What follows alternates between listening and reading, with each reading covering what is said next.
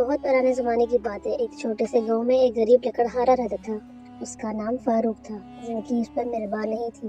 دن بھر جنگل میں لکڑیاں کاٹتا، بازار میں بیچتا اور جو کچھ ملتا اسی میں گھر کا چولہا جلانے کی کوشش کرتا۔ مگر غربت، بیماری اور محرومی نے اس کی زندگی کو ایک مسلسل اذیت بنا دیا تھا۔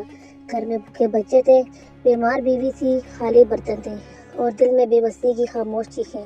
اکثر شام کے وقت فاروق ایک پرانے درخت کے نیچے بیٹھ کر آسمان کو دیکھتا اور سوچتا، کاش میری زندگی بھی ان بادلوں کی طرح آزاد ہوتی، کاش میرے بچوں کو بھی کبھی پیٹ بھر کر کھانا نصیب ہوتا۔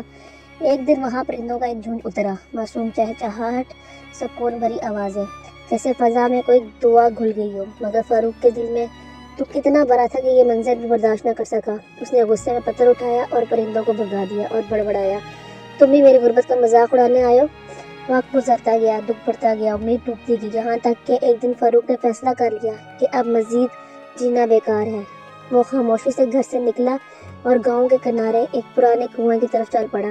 دل میں یہی خیال تھا کہ ایک چھلانگ اور سب تکلیفیں ختم۔ مگر قدرت کو کچھ اور منظور تھا۔ کنویں کے کنارے ایک نورانی چہرہ بیٹھا تھا، لمبی سفید داڑھی، سر پہ امامہ، آنکھوں میں عجیب سی روشنی۔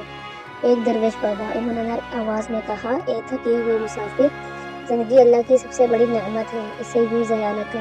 مومن کبھی مایوس نہیں ہوتا، اندھیری رات کے بعد صبح ضرور آتی ہے۔ فاروق کی آنکھوں سے آنسو بہنے لگے۔ اس نے اپنی ساری تکلیفیں کہہ ڈالی، بھوک، غربت، ذلت، محرومی، بے بسی۔ درویش بابا نے کہا، اگر واقعی یہ تبدیلی چاہتے ہو تو ایک چیز بدل لو، پرندوں کو بھگانے کی بجائے انہیں دانہ ڈالو، انہیں اللہ کی رحمت سمجھ، یہی تیرا امتحان ہے۔ فاروق کے دل میں شک بھی تھا، مگر امید کی ایک ننھی سی کرن بھی جاگ چکی تھی۔ اگلے دن اس نے پہلی بار زندگی میں مختلف کام کیا۔ دانہ خریدا، درخت کے نیچے رکھا اور انتظار کیا۔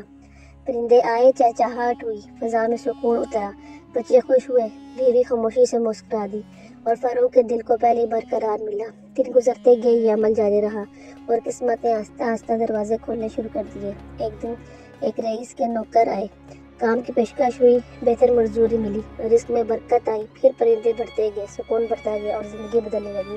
یہاں تک کہ ایک دن بادشاہ کا قافلہ گاؤں میں داخل ہوا۔ پرندے فاروق کے گھر پر جمع ہو گئے، شور شرابہ، اور خود بادشاہ وہاں آ گیا۔ فاروق سے پوچھا کہ یہ سب کیسے ہوتا ہے؟